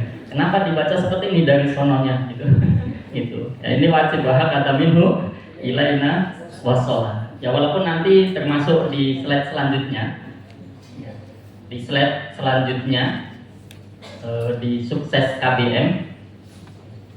Oh ini setelahnya. Ya, sukses di dalam kegiatan belajar mengajar Al-Quran itu yang pertama adalah sanad yang sahih, kemudian tata bahasa Arab, kemudian Rasul Utsmani, yang Mujama' Malifahat Madinah Nabawiyah. Nah, ini bagian dari rukun dari min arkanil qiraah. Ya, rukun-rukun di dalam qiraah ada 3 ini. Ya. Maka sebenarnya di dalam mushaf ya yang sudah standar, maka sebenarnya kenapa kok dibaca ini itu sebenarnya sudah bisa kita bedah dari 3 sisi ini. Ya. Satu berkaitan dengan sanad yang sahih, ya berarti talaki, ya kenapa dibaca seperti itu? Ya dikarenakan apa tadi wahakada minhu ilaina wasola dari sononya. Ya sebagaimana fattabi'uni, ketika kita berhenti pada kata fattabi'uni, ya kemudian kita berhenti pada inna rabbahu kana, kemudian kita berhenti pada inna rabbahu, ya di situ ada apa? Mat semuanya kan? Ya inna rabbahu kana bihi basira dengan inna rabbahu di situ ketika kita berhenti pada kata rabbahu di situ ada mat tidak? Ada matnya tidak? Hunya? Ada tidak? Ada. Kemudian pada kata fattabi'uni ni itu ada matnya tidak? Ada tidak? Ada. Kemudian perbedaannya ketika kita berhenti pada fattabi'uni ni-nya dibaca panjang atau pendek? Panjang. Kemudian ketika kita membaca inna rabbahu kemudian kita berhenti pada inna rabbahu pada haknya, apakah kita memanjangkan hak atau tidak? Tidak. Kenapa? Dari sononya. Ya. Wahak ada minhu ilaina wassalah, sudah selesai. Itu. Ya, itu selesai. Itu. Ya. Tetapi sebenarnya hal tersebut ya bisa kita bedah dari sisi apa? 3 ini. Satu, sanad yang sahih tadi mengatakan wa hakadha minhu ilaina wassalah. Kemudian dari yang kedua adalah berkaitan dengan tata bahasa Arab. Ketika kita berhenti pada inna rabbah, kita baca inna rabbah, merubah mana tidak? Tidak. Ya. Kemudian kalau kita baca fattabi'uni, kemudian kita baca fattabi'un, merubah mana tidak? Merubah. Ya. Sehingga secara kaidah bahasa Arab bisa kita terapkan di dalam apa? Bagaimana penulisan yang di dalam ada mushaf pada standar.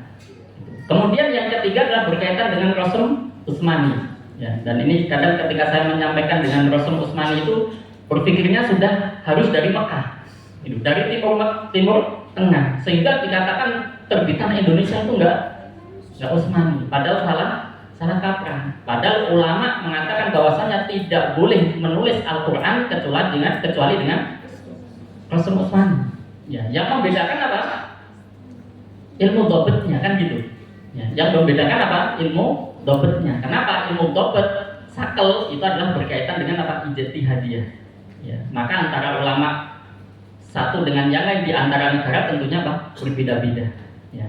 Ya, termasuk apa? Kalau kita pada kata inna rabbahu kemudian fattabi'uni secara rosem, hu-nya di situ tertulis tidak domah apa itu matnya.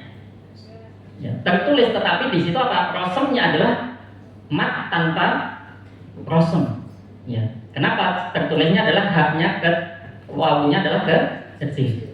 Ya, wawunya kecil. Sedangkan pada kata fattabi'uni ya-nya adalah ya dengan rosem.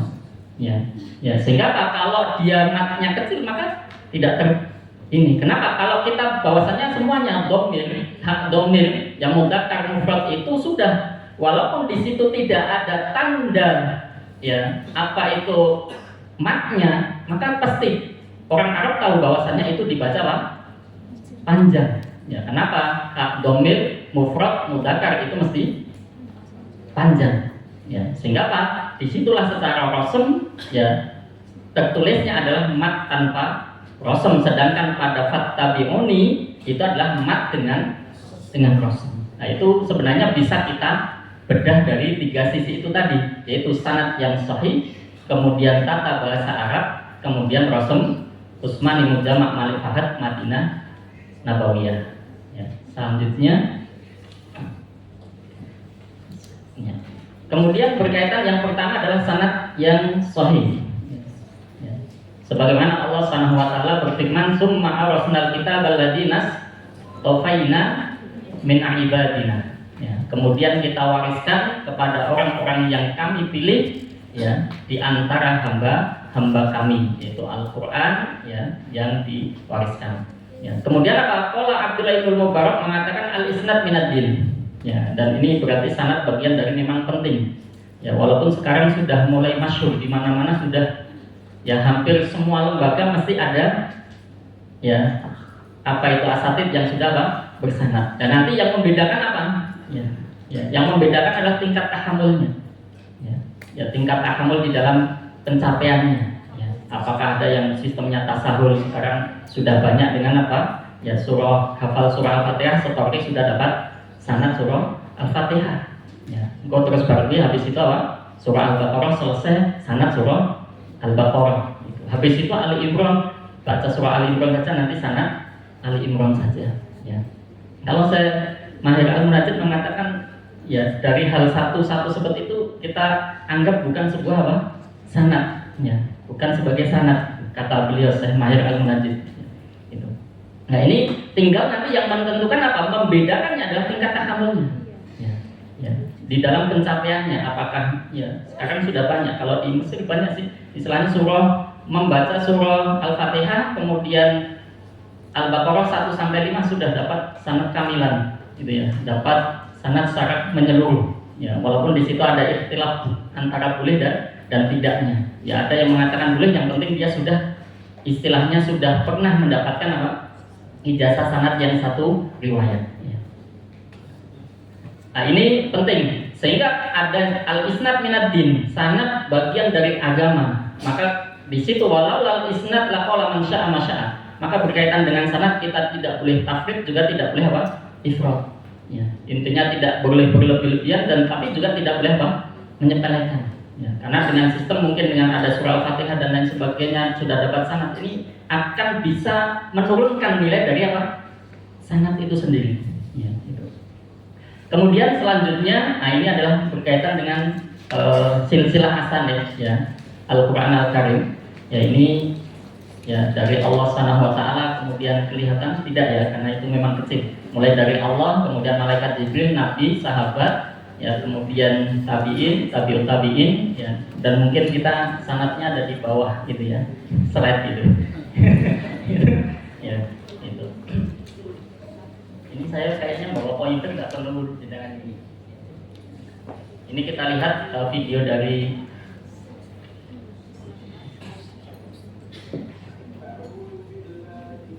suaranya. Bismillahirrahmanirrahim. Alhamdulillahi rabbil alamin. Angkat fotonya. Al-alamin. Wala juga namanya. Alhamdulillahi rabbil alamin. Ar-Rahmanir Rahim. Ar-Rahmanir Rahim. Maliki yaumiddin. Om syafaifa wala juga. Maliki yaumiddin. إياك نعبد وإياك نستعين اهدنا الصراط المستقيم. انظر إلي. مو تضم شفتيك من أجل الميم. عند السين تعود إلى اللغة الطبيعية. اهدنا الصراط المستقيم. اهدنا الصراط المستقيم. اهدنا الصراط المستقيم. اهدنا الصراط المستقيم. صراط الذين ما فيش شفايف. أيوة حرف ثاني. اهدنا الصراط المستقيم. اهدنا الصراط المستقيم. المستقيم. أعطي مين فتح. المستقيم. صراط الذين أنعمت عليهم غير المغضوب عليهم ولا الضالين.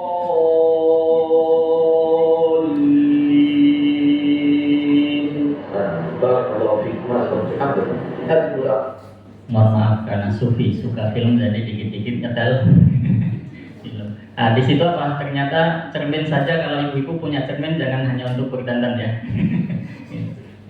Nah, di situ apa? Berkaitan dengan talaki ya, sanad yang sahih tadi, sehingga ada talaki musyafahah ya, yaitu menyetopkan ya dengan guru, termasuk bagaimana pengucapan di dalam apa? To ya, tidak dengan apa? Bidom syafatain. Ya, kemudian al-mustaqim, kemudian menyempurnakan mustaqimnya dengan apa? Bidom syafatain, dengan memonyongkan apa? Bibir dan selanjutnya. Kemudian yang kedua adalah berkaitan dengan tata bahasa Arab. Ya. Di sini ya, innal ladzina yakfuruna bi ayatillah, ya, kemudian sampai di ghairi haqqi wa yaqtuluna alladzina ya'muruna bil qist. Ya, ketika sampai bil qist berhenti di situ, maka kita memulainya dari mana? Memulainya dari mana? Usada? Ya. Asatid? Wa yaqtulun. Ya, ada sebagian yang memulainya dengan apa? Alladzina. Ya, alladzina ya'muruna bil qisti minan nas fabasyirhum bi'adzabin alim. Nah, ini cuman kalau secara perasaan enaknya dari alladzina saat ini. Gitu. Cuman membaca Quran tidak boleh dengan perasaan, tapi pakai apa? Tajwid. Ya, itu. Ya, sehingga apa? Kalau kita mulai dari alladzina ya'muruna bil qist, yaitu orang-orang yang menyeru kepada keadilan, ya minan nasi, dari sebagian manusia, bapak basyirhum bi'adzabin alim. Nah, ini ya berkaitan dengan apa? Tata bahasa Arab. Ini memang penting tadi sebagaimana yang dikatakan Ustaz Sanif, ya tata bahasa Arab ini bagian dari juga sukses di dalam apa pembelajaran Al-Qur'an, ya. Ya terlebih besok di surga bahasa yang kita pakai adalah bahasa apa? Bahasa Arab kan, di surga pakainya bahasa Arab saja. Gitu. Ya gitu. Lalu bagaimana Ustaz yang tidak bisa bahasa Arab gitu? Apakah masuk surga gitu? Nah, tidak gitu. Ya, itu. Maka ini penting di dalam KBM, ya. Ya. Nah, di sini bisa kita dengarkan. الذين يكفرون بآيات الله ويقتلون النبيين بغير حق ويقتلون الذين يأمرون بالقسط إن الذين يكفرون بآيات الله ويقتلون النبيين بغير حق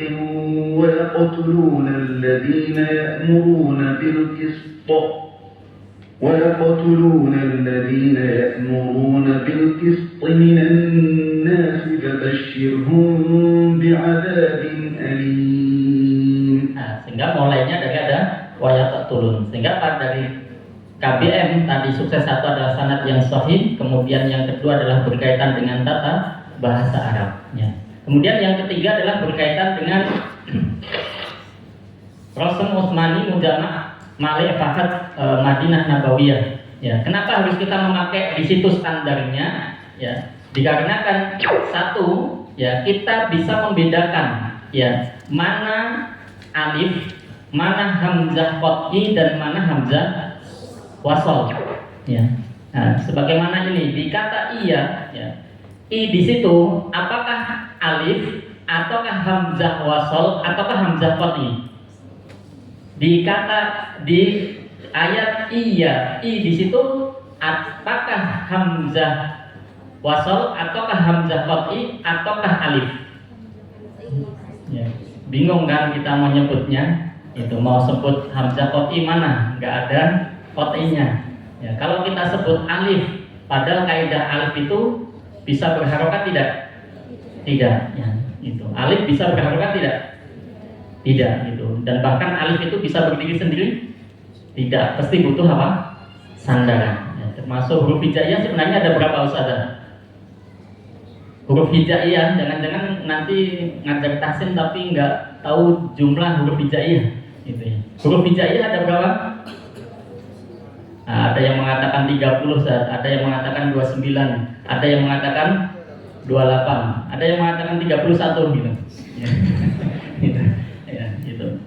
Ya. Maka di situ apa? Alif tidak bisa berdiri sendiri. Termasuk apa? Pada alif ba ta sa jim yang betul itu urutannya apakah alif ba ta sa jim ha kha ataukah hamzah ba ta sa jim ha kha? Ya. Nah, ini pertanyaan ringan tapi buat bingung guru Quran gitu ya. Gitu. Ya. Dari sononya gitu Ustaz itu. Wah kata minhu ilaina wassalam. Ya, yang betul apa? Alif ba ta sa jim ha kha atau hamzah ba ta sa jim ha kha? Alif hamzah. Alif hamzah. Gitu. Gitu. Ya. Maka ini juga sangat penting. Maka ini ya sebenarnya kalau di dalam apa Imam Atib mengatakan bahwasanya ya ada tuh hurufil hija itu adalah tis'ah wa ishrina bilang tirok. Bahwasanya jumlah huruf hijaiyah itu apa? Ada 29 tanpa adanya sebuah perbedaan. Ya sehingga Pak di situ urutannya adalah hamzah ba ta sa jim ha kha sampai nanti ya. Lalu alif di mana? Ya. Alif itu ikutnya siapa? Lam alif. Ya. Kenapa kok alif ikutnya lam, tidak ba alif atau ta alif? Ya. Kenapa? Ya dari sononya selesai. Kenapa harus dipikir-pikir banget itu? Ya gitu. Dari sononya. Ya. Maka dengan ketika kita memakai mushaf ini, kita akan kebingungan apakah itu alif ataukah hamzah qat'i ataukah hamzah wasal. Itu. Termasuk di ayat 5 dan 6 ini ketika kita menyambung bagaimana? Ketika kita sambung bagaimana? Apakah nasta'inu ihdina atau nasta'inu ihdina? Nasta'inu ihdina. Lalu di situ ada kasroh. kemanakan? Dibuang. Itu. Padahal secara Rasul tertulis tidak? Tertulis gitu. Maka di sini kita akan sulit di dalam membedakan ini. Ya, itulah Indonesia gitu ya. Nah, ini nanti dikira saya anti NKRI gitu. Bukan ya. Kemudian saya maaf berdiri. Kemudian ini sehingga dengan kita memakai terbitan standar Madinah yang istilahnya bukan sebenarnya banyak sekarang mushaf yang terbitan Indonesia kemudian merujuk kepada apa? Ilmu tobat yang ada di mushaf tersebut. Ya, maka di sini apa? Yang pertama iya ternyata apa?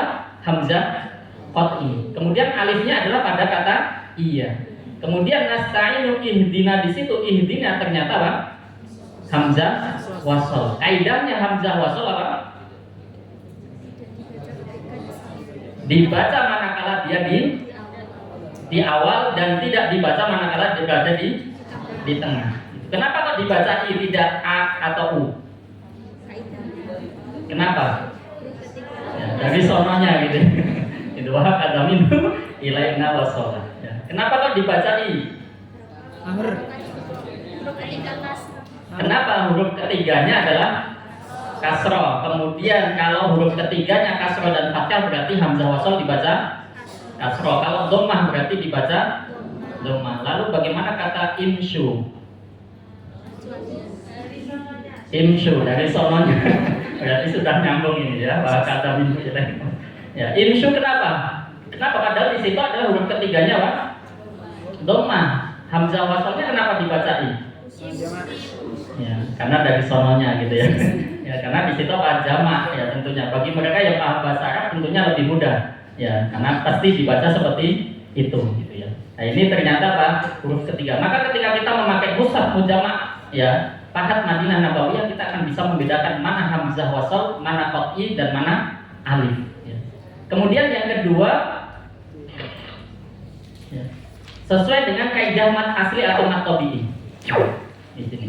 Ya, sebagaimana di dalam surah ini wa amma man utiya kitabahu pada ayat kitabahu tadi situ alif atau fathah. Ya. Alif atau fathah? Alif berdiri atau fathah berdiri. Ya. Ya. Padahal kaidah mat tabi'i itu apa? Kaidah mat tabi'i itu apa? Alif sebelumnya fathah, wawu sebelumnya dhammah, ya sebelumnya kasroh, itu kaidah. Nah, sementara dengan kita baru kita akan bingung ini adalah fathah atau ini, padahal kaidahnya adalah apa? Oh hilang ini, nggak kebaca di laptop situ. Ya. Ya. Di situ apa? Kalau kita memakai mushaf standar, maka di situ akan muncul apa? Wa amma man utiya kitabahu, maka pada ayat kita baru di situ mesti apa? Alif sebelumnya fathah. Ya, termasuk apa? Kita bahu hunya juga sama.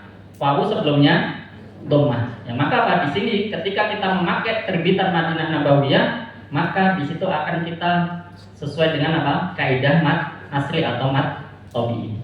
Kemudian yang ketiga ya, kita bisa menguasai ya ilmu tajwid hanya dengan sistem apa? Tanda baca, dan tanda baca itu tidak akan menyelisihi dari apa? Kaidah tajwid. Ya. Contoh misalkan tabat yada abi lahabin wa tab, lahabin wa tab. Di sini namanya apa? Idgham bigunah. Bigunah apa? Nakis. Gitu. Tanda nakis apa? Tanda nakis apa? Tidak ada tasdid. Di situ ada tasdid tidak? Ya, ketika wawu ditasdidkan maka menjadi apa? Ya, maka akan menjadi nabur. Ya, maka ini tentunya akan ya. Nah, beda dengan apa? Ketika kita memakai mushaf ya mujamak standar, maka di sini lahabiunya apa? Wawunya tidak ada tasdidnya. Ya, sehingga apa? Di situ lahabiu. Yang betul itu lahabiu satu, lahabiu satu atau dua? Satu atau dua? Dua. Kenapa? Ya, karena gunah wa gunatun makhrajuhal haisyum. Ya, kalau namanya idgham diguna berarti gunahnya masuk ke hidung. Kalau yang pertama adalah idgham bil jauh gitu ya. Ya, idgham bil fil jawab, kenapa masuk rongga mulut gitu. Ya. Maka di sini kita juga akan melihat bahwasanya tanwinnya lahabi di situ, tanwinnya sejajar tidak? Tidak. Ya, sehingga apa? Nanti akan ada kaidah antara tanwin sejajar dan juga tanwin tidak sejajar. Ya. Kalau di hasidin sejajar tidak? Sejajar. Ya, maka apa? Ketika tanwin di situ sejajar maka dibaca jelas. Sedangkan ketika tanwinnya tidak sejajar maka dia bisa mesti ada penahanan, kecuali setelahnya adalah tasydid yang selain apa? Mim dan nun.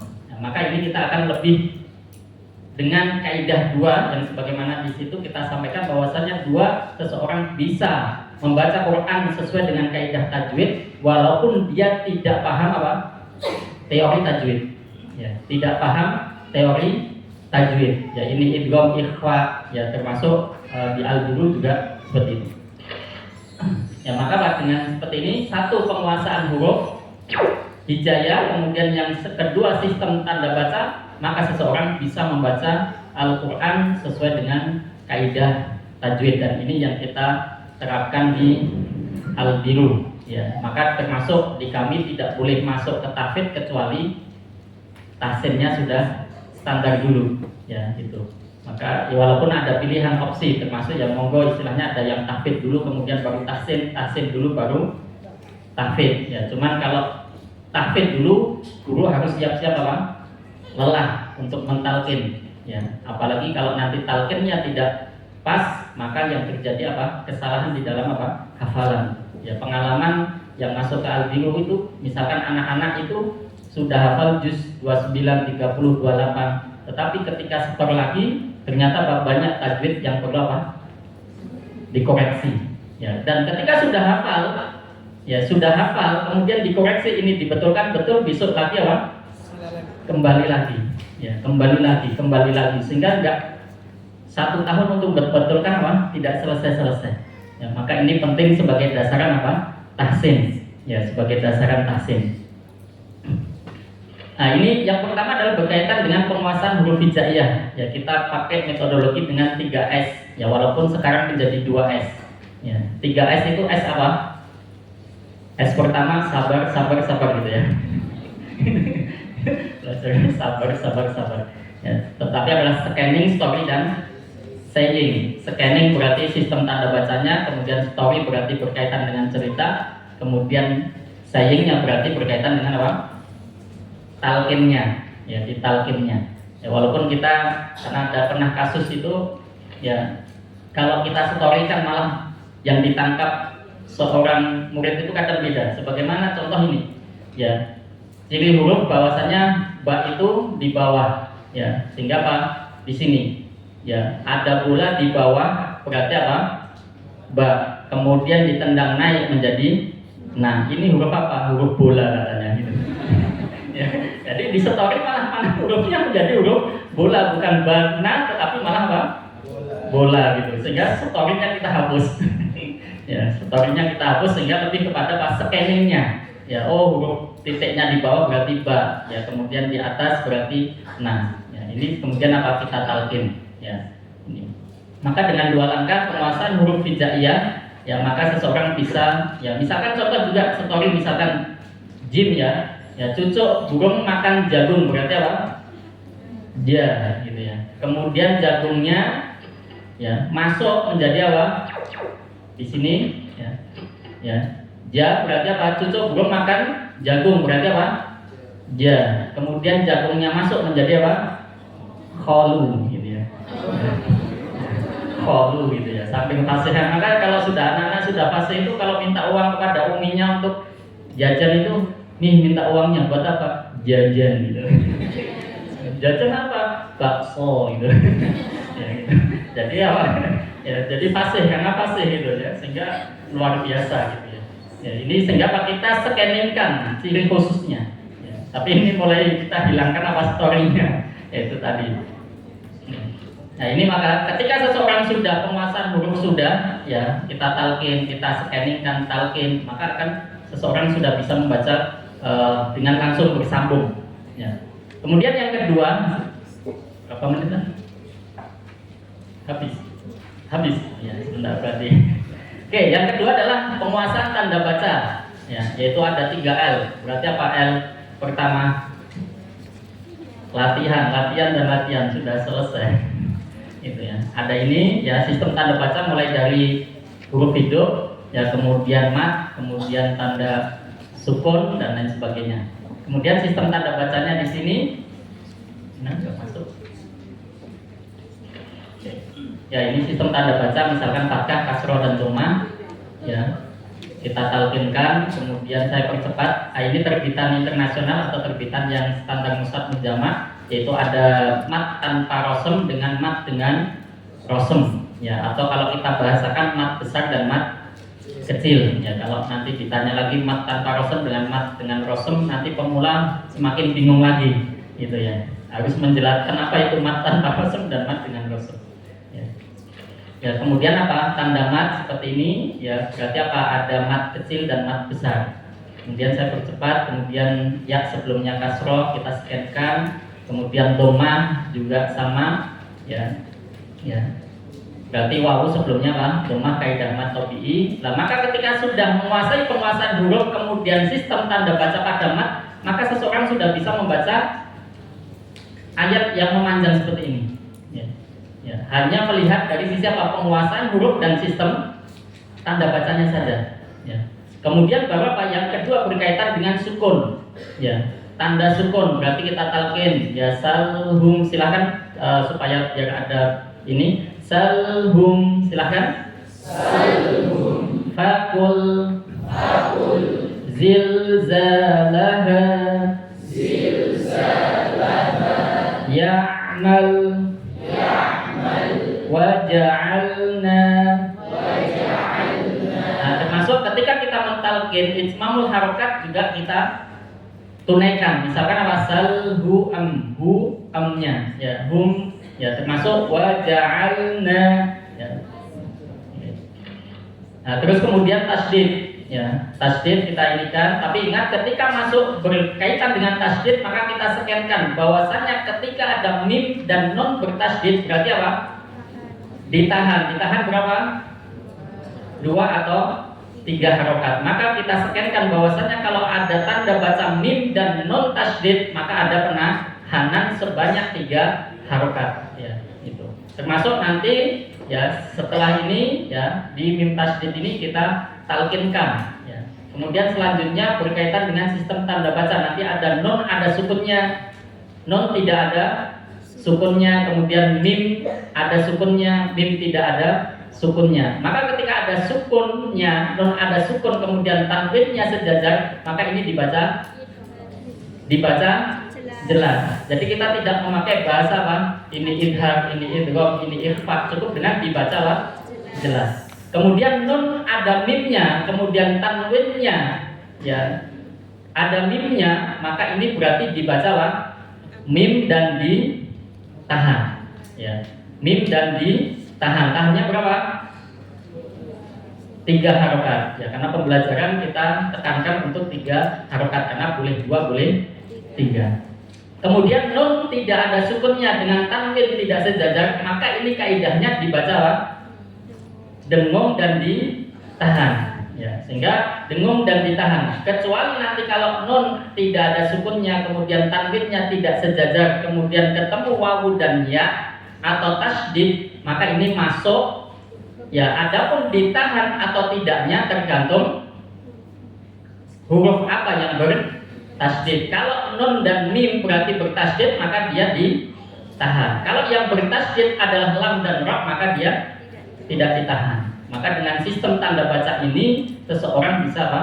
Membaca Quran walaupun dia tidak paham ini ikhfa, ini idgham, ini izhar dan lain sebagainya, cukup dengan sistem tanda baca maka seseorang bisa membaca Quran dengan kaidah tajwid, entah itu anak-anak, mbah-mbah dan lain sebagainya ya. Karena peserta di Al-Biru, kalau kita yang rumah tasim dan tahfidz itu ada peserta sekitar 700-an, mulai dari anak-anak sampai kakek nenek ya. Dan yang kita canangkan termasuk ini jamak ini, kalau ada la yang ketemu dengan hamzah maka panjangnya 4 atau 5. Sedangkan kalau la yang ketemu dengan tasydid atau sukun maka 6 ya. Nah, ini termasuk, ini ada video cuplikan sedikit berkaitan dengan ini adalah anak praputab Al-Bilu ya, dari tingkat TK. Ya, TK ini yang kita awalkan, kita tekankan adalah berkaitan dengan apa? Bahasa. Bisa diputar.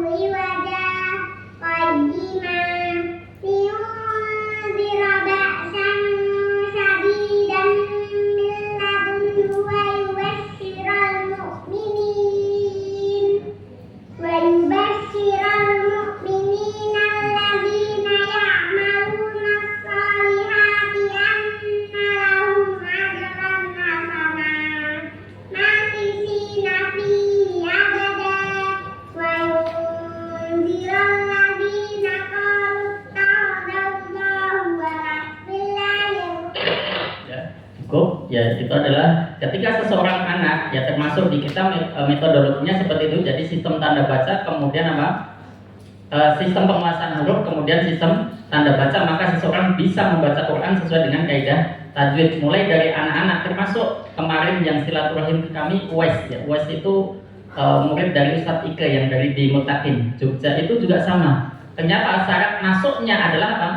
Bisa membaca Quran dulu ya. Itu. Maka ini berarti bacaan Quran sebagai standarnya, sebagai apa? Awalan, ya akan lebih mudah gitu. Ya akan lebih mudah. Maka yang harus kita perhatikan adalah seperti itu. Walaupun anak-anak tidak paham tajwid, tetapi asal kaidah bacaannya bagus, maka ini sebagai fondasi.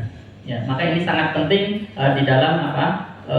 Menunjang di halaqah tahfidznya maka bacaan. Maka dengan sistem kita memakai mushaf mujamak malifakat standar, ya maka akan kita bisa membaca Quran, anak itu bisa, mulai bapak-bapak, ibu-ibu, anak-anak dengan sistem tanda baca dan penguasaan huruf itu, maka bisa membaca dengan kaidah tajwid. Mungkin itu sebagai istilahnya prolog ya, sebagai istilahnya penjelasan dari kami. Ya mudah-mudahan apa yang kami sampaikan bermanfaat. Ya untuk lebih detailnya mungkin ya memang tidak butuh hanya 45 menit ya, tetapi butuh 1 hari dan lain sebagainya di dalam pembahasan metodologi tahsin dengan menggunakan mushaf mujamak malifakat Madinah Nabawiyah. Mungkin itu yang bisa kami sampaikan, ada kurangnya mohon maaf. Akhirul kalam, assalamualaikum warahmatullahi wabarakatuh. Warahmatullahi wabarakatuh. Baik, warahmatullahi wabarakatuh. Jazakumullah khairan katsiran kepada Ustaz Surya tadi yang sudah menjelaskan kaitan dengan bagaimana pernik-pernik di tahsin dan tilawah. Nanti untuk lebih detailnya bisa ke Al-Biru, nanti mulazamah kalau sama beliau ya, karena tentunya waktu ini terus berjalan untuk kita bagaimana bisa menyelesaikan dengan maksimal materi kita, karena setelah ini nanti kita ada diskusi ya, ada diskusi. Kemudian mungkin ini ada coffee break dulu. Sejatinya coffee break dari jam 10.35 sampai 10.45 dan ini sudah 10.45 lebih.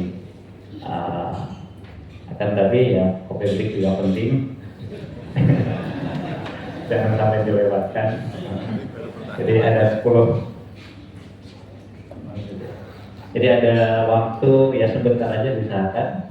Mungkin 5 menit, 10 menit sudah di diskon untuk langsung ngambil snack yang ada, kemudian segera kembali lagi ke tempat untuk kita nanti bisa melanjutkan ke diskusi. Demikian para asatidz, ustadzah sekalian dan para bapak, para ibu, mari kita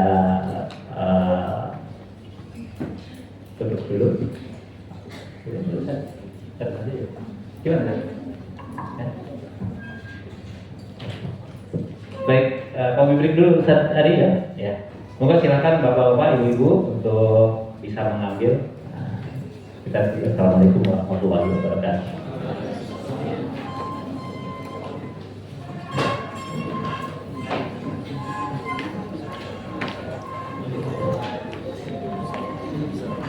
Bapak-bapak di luar.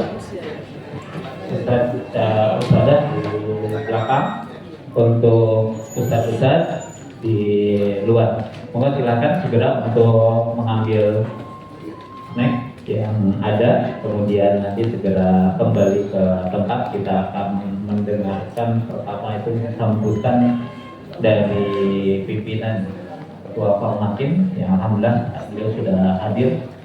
Kemudian kita akan lanjutkan diskusi untuk membedah lebih mendalam kaitan dengan tazkiyah dan tahsib.